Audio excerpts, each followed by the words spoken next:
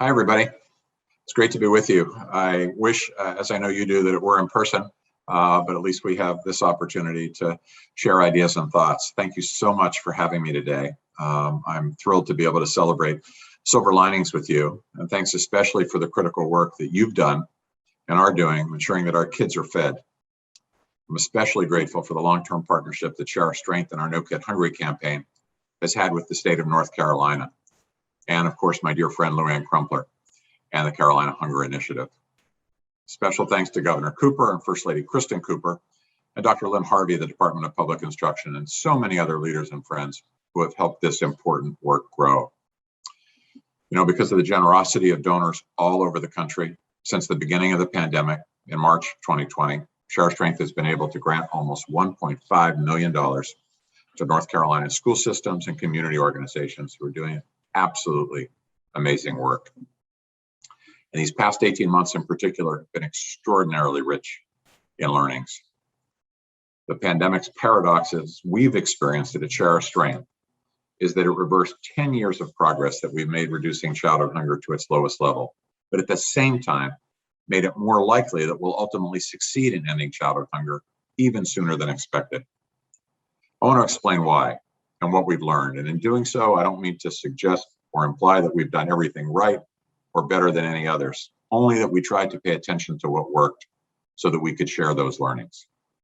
The most important thing for us was to listen more carefully than ever to what was needed at the community level and to not be afraid to take the risk of addressing root causes.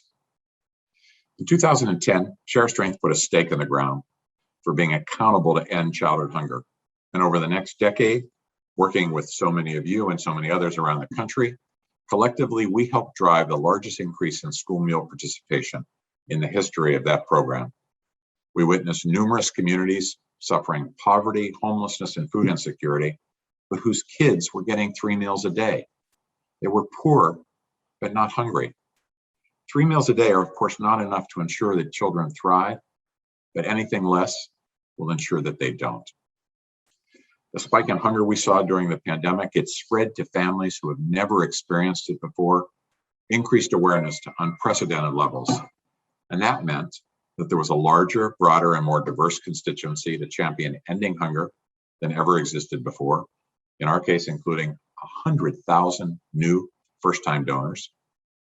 And it also meant that Congress finally adopted a wide range of reforms that we've long advocated to allow new and better ways of feeding kids, such as taking multiple meals to them or to their parents in their homes when necessary.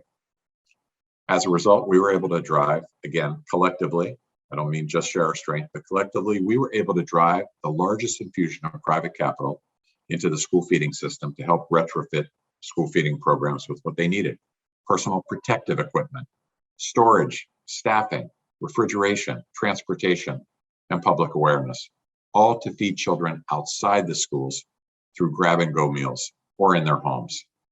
Lives were saved, families strengthened, even greater disaster averted.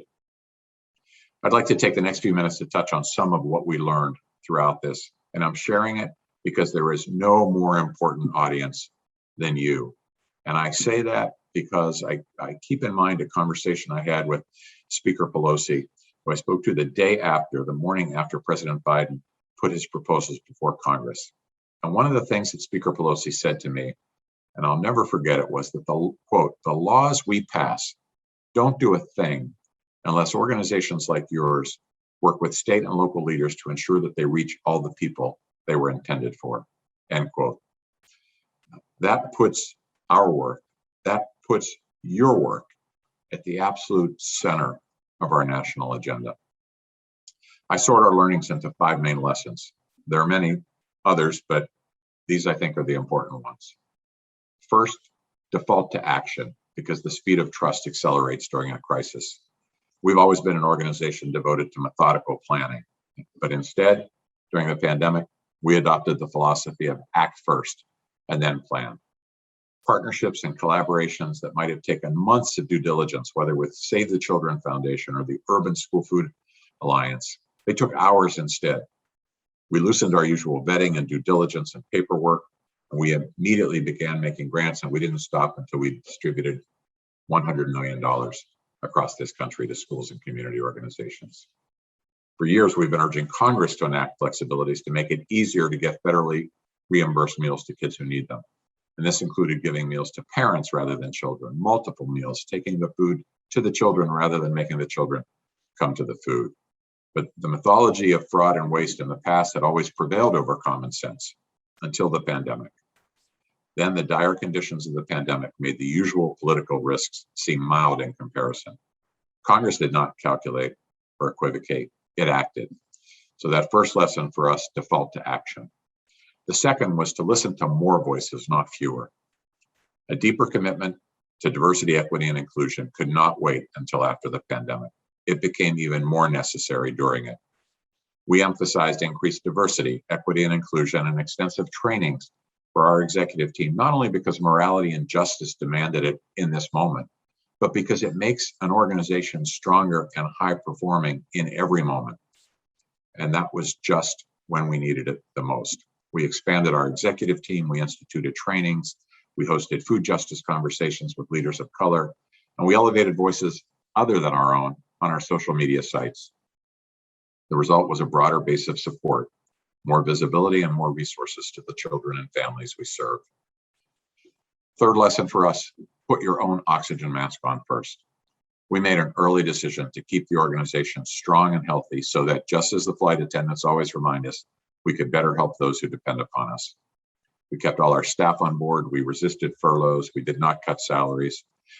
We combined that with doing everything we could to support our team. Respite Fridays every other week, at-home office expense bonus, town halls representing special needs, mental health supports, and continued and genuine listening.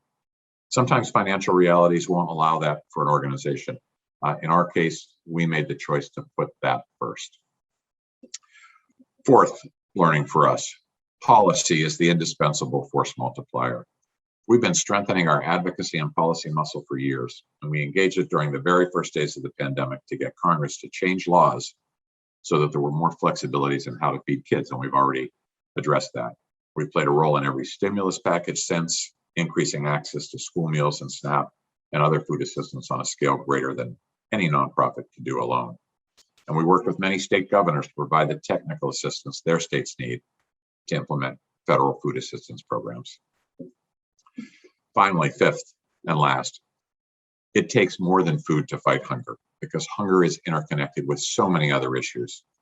And the more evident the interconnectedness is, the more permission it creates to address those other issues. Everything about the pandemic underscored how interconnected we are, as well as the issues that we care about. Infection rates were tied to living conditions, to education levels, poverty, and race. The pandemic created a permission to treat the whole, not just the parts. And so we made a deeper investment in addressing root causes than we ever have before, creating a new department at Share Our Strength for family economic opportunity.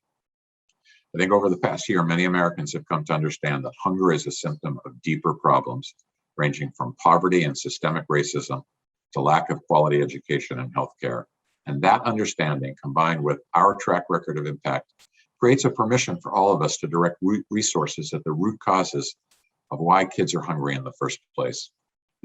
At Share Our Strength, we're seizing that permission to make new investments in dual generation efforts to support kids by supporting their parents and families. And these include home visiting, food as medicine program, child care supports, and the child tax credit. We're all connected and we're all interconnected.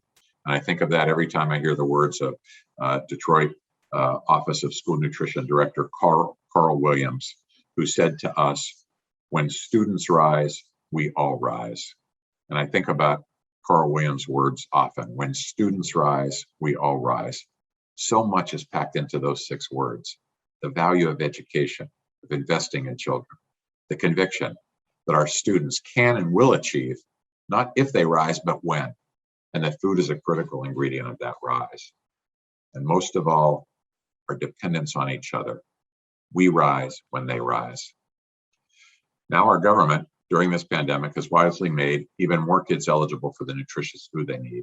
It's the greatest opportunity that our community together has ever had to end childhood hunger in America.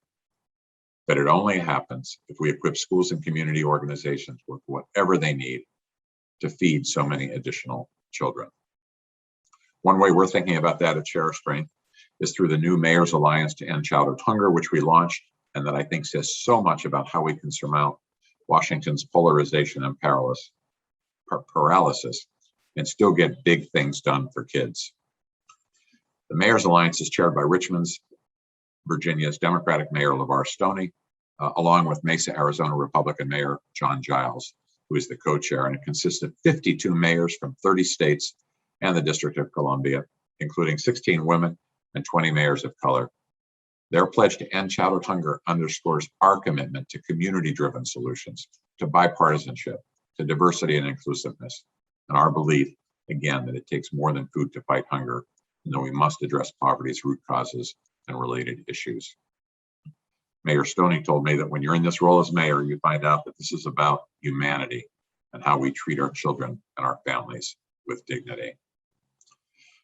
Finally, I'll close by saying that we've got to take the long view. So many of you have been doing this work for a long time. You've experienced the ups and downs, the triumphs and the defeats. But it's so important that we continue to take the long view of how we advance this cause. For me, I take hope and inspiration from something that President Obama, former President Obama, said recently at a climate change conference in November. And he said this, and I'll read it to you. Quote, "It will not be enough to simply mobilize the converted. It will not be enough to preach to the choir, to build the broad-based coalitions necessary for bold action. We have to persuade people who currently don't agree with us or are indifferent to our issue. The process will be messy, and I guarantee you every victory will be incomplete. We'll face more setbacks, and sometimes we'll be forced to settle for imperfect compromises, because even if they don't achieve everything we want, at least they advance the cause and they move the ball down the field." There's more depth and breadth and complexity to our anti-hunger work than before the pandemic. That's something that all of us have realized, but one thing remains the same: children are the great unifier.